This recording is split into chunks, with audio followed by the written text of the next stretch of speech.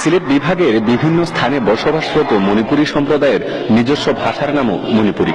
একসময় এ ভাষার নিজস্ব লিপি থাকলেও প্রাতিষ্ঠানিক চর্চা না থাকায় এখন তা বিলুপ্তির পথে।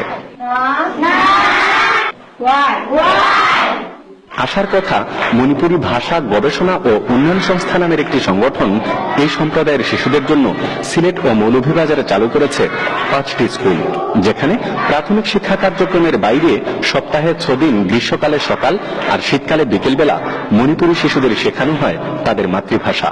ক সাম লাই মিট পা না চীন।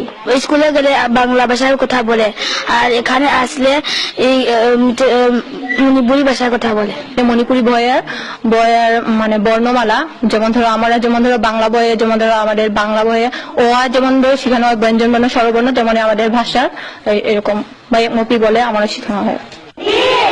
তাদের নিজস্ব ভাষা শেখাতে পেরে অভিভাবকরাও খুশি। মণিপুরি ভাষা সম্বন্ধে যদিও অবগত আছে, কিন্তু বর্ণমালা বা মণিপুরি আক্ষরিক জ্ঞানটা আমাদের কাছে নাই। এই কারণে গিয়ে আমাদের বাচ্চারা যেখানে যে লেখাপড়া করাই, আর এখন অনয়া মণিপুরি ভাষা পড়ে, খুব আমি তো খুশি।